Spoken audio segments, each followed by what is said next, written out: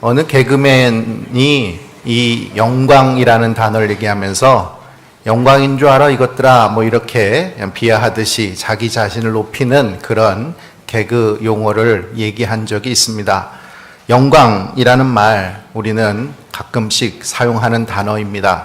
자주 사용하는 단어가 아닌 이유는 그 영광이라는 말이 갖고 있는 의미가 진중하고 무거운 것이라고 생각하기 때문입니다. 그럼 여러분의 삶 속에, 여러분의 생애 속에 가장 영광스러웠던 경험, 영광스러웠던 날은 어느 때라고 생각하십니까? 대부분 많은 사람들이 일상적으로 이루어지는 일들을 영광스러웠다 이렇게 말하지는 않습니다. 대부분 모두가 부러워하는 일들, 그 일이 나에게만 이루어졌을 때 참 영광이다 하는 생각을 합니다. 예를 들면 아무나 탈 수 없는 노벨상을 내가 타게 되었다. 그러면 영광입니다. 이런 소리가 절로 나오게 될 것입니다. 아무나 이루어질 수 없는 일상의 일들이 나에게 이루어졌을 때 영광이라고도 하고 또 아무나 만날 수 없는 사람을 내가 만났을 때, 그래서 몇 년 전 교황이 우리나라에 방문했을 때 그를 아련하면서 영광입니다 라는 이야기들을 하는 사람들의 이야기들을 들을 수 있었던 이유, 그것은 바로 아무나 만날 수 없는 사람을 만나는 것 또한 우리에게는 영광이라고 생각되기 때문입니다. 그런데 여러분, 우리는 나에게 도저히 일어날 수 없는 일, 또 내가 도저히 만날 수 없는 사람들을 만났을 때 영광이라는 단어를 쓰지만 우리는 이 성탄의 의미가 바로 지극히 높으신 이의 아들이 낮고 낮은 이 땅에 오셔서 우리와 함께 하시고 우리를 만나 주시는 영광스러운 사건이라는 것을 기억해야 할 것입니다.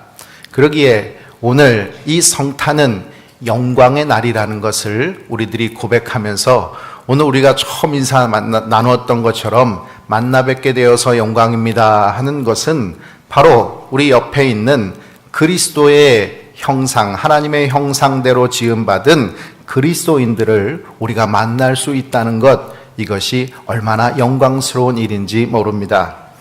오늘 본문의 말씀에는 바로 이 영광을 이야기합니다. 주의 사자가 곁에 서고 주의 영광이 그들을 두루 비침에 크게 두려워하는지라, 무서워하는지라, 이렇게 구절 말씀은 이야기하고 있습니다. 성경에서 영광이라는 단어를 사용할 때 그것은 우리가 흔히 사용하는 영광이라는 의미와는 조금 다르게 사용됩니다. 그것은 바로 영원하고 거룩한 하나님의 존재 양식 중에 하나가 바로 영광이라는 단어로 사용을 합니다. 바로 그분께서 우리에게 임재하실 때 바로 그것을 영광이라고 표현하고 있는 것입니다. 따라서 영광스럽다라는 말은 하나님의 임재를 보게 되었다라는 말을 의미하는 것입니다. 한번 따라해 볼까요? 영광은 하나님의 임재를 보는 것입니다. 그런데 우리가 하나님의 영광을 본다는 것, 그것은 얼마나 놀라운 경험일까, 얼마나 기쁘고 즐거운 일일까만으로 생각할 수는 없습니다. 결코 그렇게 가벼운 것이 아니기 때문입니다. 이 우주 만물을 통치하시는 크고 놀라우신 그분께서 나에게로 오셔서 나를 만나주시고 내 삶 속에 함께 하신다는 것, 그것은 우리가 가볍게 즐겁습니다, 기쁩니다, 영광입니다 이렇게 얘기할 수 있는 것이 아니라 오늘 목자들이 반응했던 반응처럼 크게 두려워해야 될 일이라는 것입니다. 목자들은 오늘 주의 영광을 보고 두려워합니다. 왜 두려워합니까? 이사야 6장의 말씀을 보면 이사야가 처음 하나님께서 보내신 천사들을 보게 되었을 때 그는 이렇게 고백을 합니다. 화로다 나여 망하게 되었도다. 나는 입술이 부정한 사람이요 나는 입술이 부정한 백성 중에 거주하면서 만군의 여호와이신 왕을 배웠음이니라. 하나님을 보게 된 그것 자체가 나에겐 화가 되었다 이렇게 말을 합니다.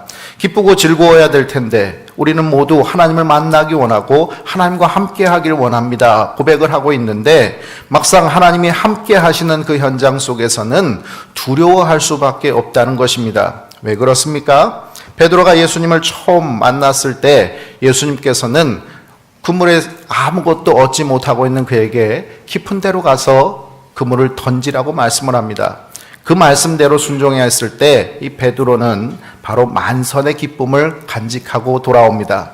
그러면 기뻐서 뛰어와서 주님 말씀대로 했더니 고기를 만선을 했습니다. 이렇게 즐거워해야 될 텐데 그는 주님께로 와서 이렇게 말합니다. 주여, 나를 떠나소서. 나는 죄인이로소이다. 왜 그럴까요? 왜 천사는 무서워하고 또 이사야 선지자는 망했다고 하고 왜 베드로는 죄인이라고 고백하고 있는 것일까요? 주님을 만나면 기뻐해야 되고 그 만남 속에서 이루어진 영광스러운 일들 속에서 우리는 감격해야 되는데 그러지 않고 무서워하고 두려워하고 또 걱정하고 염려하고 그렇게 죄인이라고 고백하는 이유, 그것은 바로 죄인인 인간이 거룩하신 하나님을 배웠기 때문인 것입니다. 따라서 성탄의 날은 가장 먼저 우리가 생각해야 될 한 가지, 이것을 꼭 기억해야 합니다. 그것은 바로 우리를 위해 주님께서 오시는 이 날은 주님께서 태어나시는 날이기도 하지만 바로 우리를 위해서 죽으러 오시는 날이라는 것을 기억해야 하는 것입니다. 그 십자가의 죽으심이 바로 내 죄 때문이라는 것을 우리는 고백할 수 있어야 할 것입니다. 세상은 연말의 분위기 속에서 성탄의 의미를 그저 즐겁고 흥청망청대는 연말 파티나 또 주고받는 선물 속에서의 기쁨이라고 이야기를 합니다. 그러나 우리는 진정한 죄의 고백 속에 구원의 은총을 깨닫는 영혼의 기쁨을 누리실 수 있기를 바랍니다. 우리 14절의 말씀을 같이 봉독합니다. 지극히 높은 곳에서는 하나님께 영광이요 땅에서는 하나님이 기뻐하시는 사람들 중에 평화로다 하니라. 아멘. 성탄은 하나님께서 그 외아들을 우리를 위해 죽으러 보내시는 사건입니다.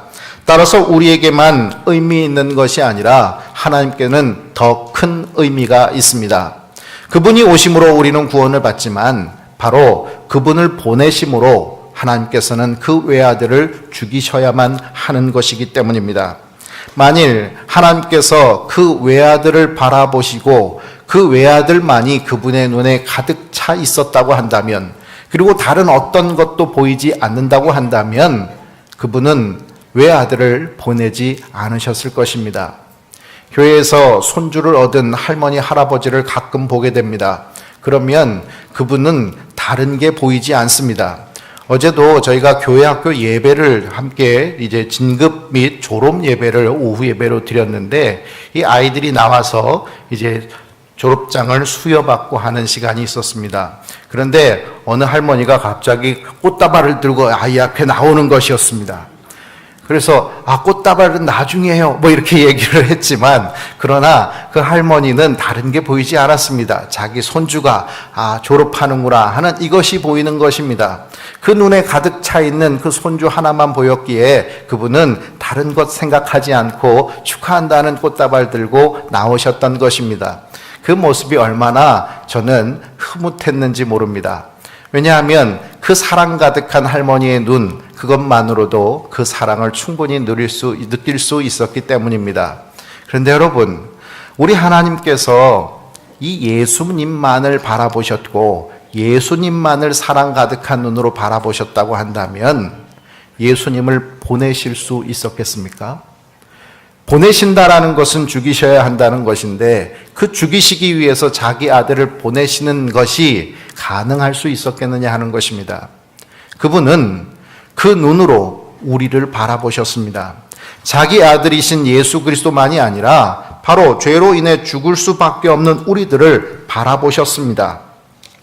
그분의 눈에 들어온 우리들의 모습은 미운 짓하고 나쁜 짓하고 그래서 하나님의 눈 밖에 날 수밖에 없는 인간들이었습니다. 그런데 주님께서는 우리를 바라보시고 우리를 위해서 예수를 보내주셨습니다. 왜 그렇습니까? 로마서 5장 8절에 보면 우리가 아직 죄인 되었을 때에 그리스도께서 우리를 위하여 죽으심으로 하나님께서 우리에 대한 자기의 사랑을 확증하셨느니라 말씀하셨습니다. 우리가 죄를 깨닫고 회개했을 때가 아닙니다. 우리가 죄악이 내 안에 들어와서 내가 괴롭구나, 힘들구나, 안 되겠구나 하는 그런 회개의 마음을 조금이라도 가지고 있을 그때가 아니었습니다. 죄가 즐겁구나, 죄 짓는 것이 당연하구나, 나는 죄와 함께 동거하며 살아가겠다라고 결단하며 사는 사람처럼 살고 있는 그런 죄인 가득한, 죄악 가득한 삶을 살고 있는 바로 그때에 주님께서는 우리를 위해서 자기가 가장 사랑하시는 아들을 보내주신 것입니다.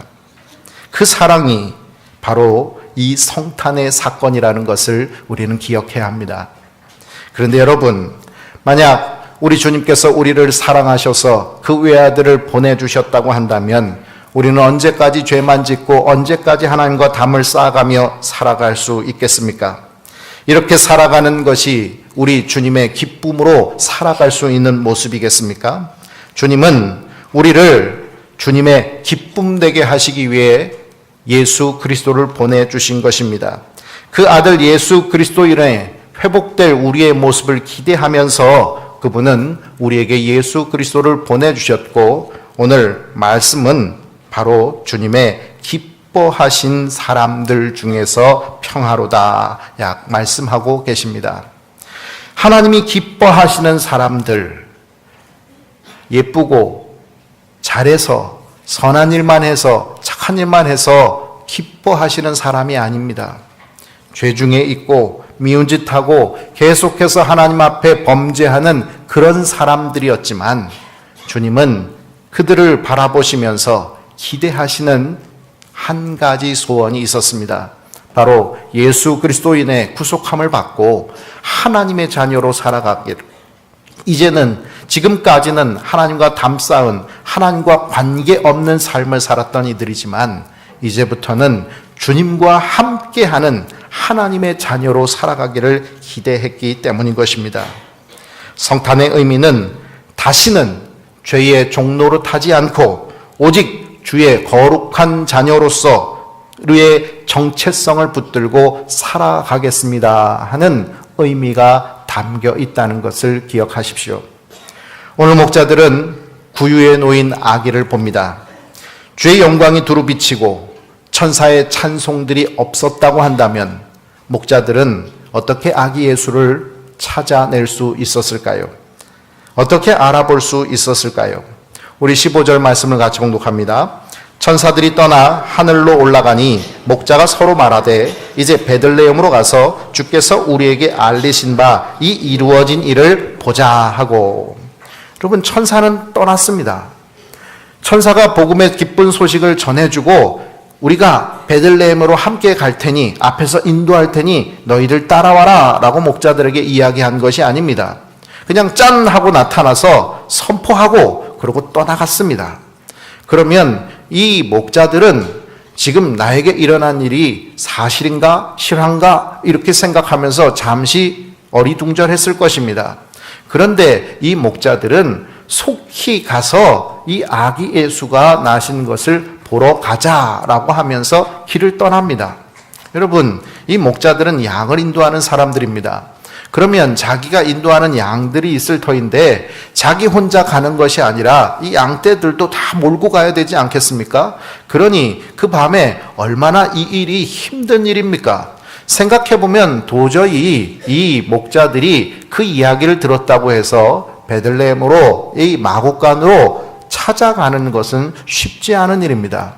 그런데 그렇게 고생하면서 다 양떼들을 몰고 이 베들레헴 마구간으로 찾아왔습니다. 거기서 본 예수는 어떤 분이십니까?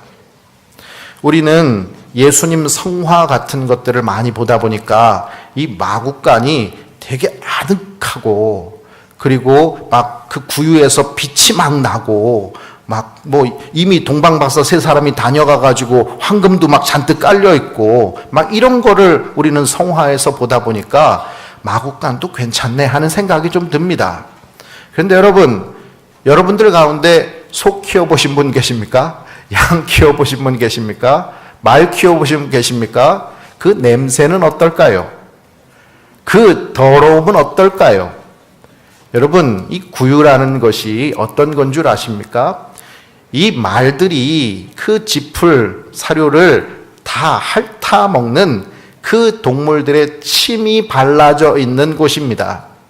거기에 짚을 깔았다고 한들 이 구유에 누인 아기 예수에게는 아기만이 갖고 있는 향기로운 냄새가 나는 것이 아니라 소똥 냄새, 말똥 냄새, 그 더러운 침 냄새가 가득 고여 있는 구유의 냄새가 났을 것입니다. 여러분, 양치는 목자라고 해서 그 냄새가 안 났겠습니까? 여러분, 요셉과 마리아, 예수님의 어머니고 아버지니까 뭔가 인품이 달라 보이고 저 사람들은 진짜 하나님의 아들을 낳을 수 있는 그런 부모들이구나, 이렇게 생각할 수 있을까요?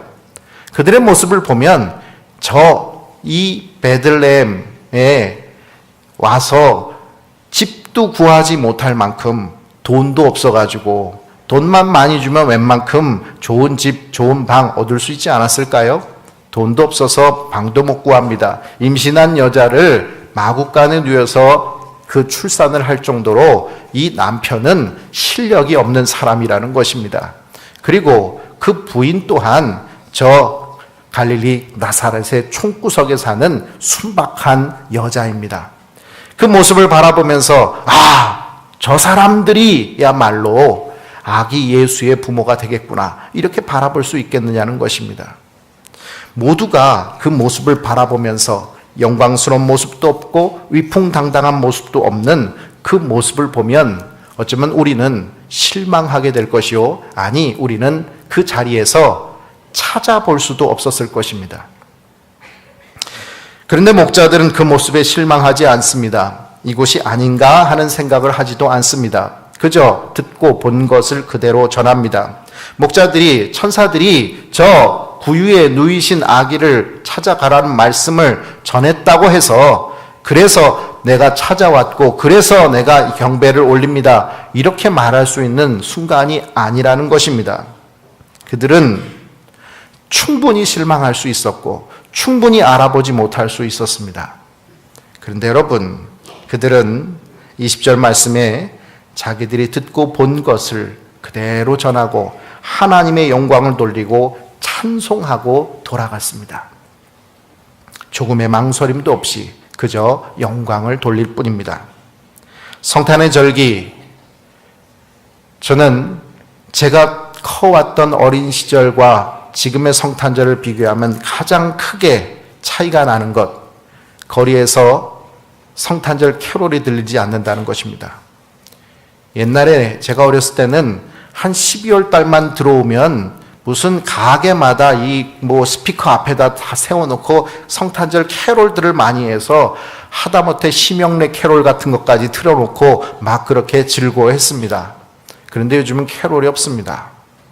왜 그런가 하고 알아보니까 저작권 문제가 걸려서 이제는 못 튼다는 겁니다. 아무데나 틀었다가 저작권 걸면 벌금 물어야 되기 때문에 틀려면 돈을 내고 틀어야 되니까 못 튼다는 겁니다. 결국 이 하나님을 찬양하는 찬양의 소리, 저작권 문제로 캐롤이 죽었습니다. 수년 전에 교회 학교에 아이를 보내지 않는 부모의 얘기에 저는 마음에 찔림을 얻었습니다. 그것은 바로 교회 가서 나쁜 것 배우니까 교회 가지 마, 이런 부모의 말이었습니다. 이제 성탄절이라고 해서 교회를 찾는 사람들의 발걸음도 줄었습니다. 제가 어릴 적에는 성탄절에 선물 받으러 가야지, 그래도 성탄절이라도 한 번 예배는 드려야지 하는 사람들이 찾아왔습니다. 그런데 이제는 그 발걸음조차 죽었습니다. 구유에 누이신 초라한 예수님밖에 남지 않은 상황입니다. 그런데 여러분, 성탄의 캐롤이 줄었고 찾아오는 경배자들의 삶이 줄었다 할지라도 그분은 구유에 놓이신 그 초라한 모습의 예수는 여전히 나의 구세주요, 나의 영광인 줄 믿습니다. 저와 여러분의 영광이요, 저와 여러분의 기쁨인 예수 그리스도가 오늘 우리의 삶에 오셨습니다. 그분을 찬양하고 기뻐하는 우리의 목소리가 오늘 하루뿐만이 아니라 우리의 전 삶을 통해서 세상에 선포되어지는 저와 여러분이 되시길 주의 이름으로 축원합니다. 기도하겠습니다. 하나님 아버지, 감사합니다. 우리의 삶을 통하여서 하나님 찬양할 수 있게 하여 주셔서 아버지, 우리의 찬양이 주님의 기쁨이 되고 우리의 찬양의 소리들이 세상의 복음이 될 수 있게 해주신 것을 감사합니다.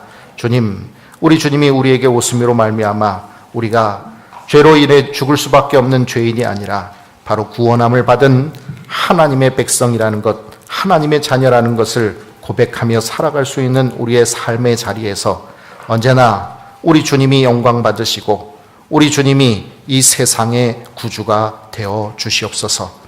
오늘 이 예배와 이 찬양을 주님께서 기뻐 헌명하여 주시기를 간절히 바라오며 예수님의 이름으로 기도합니다. 아멘.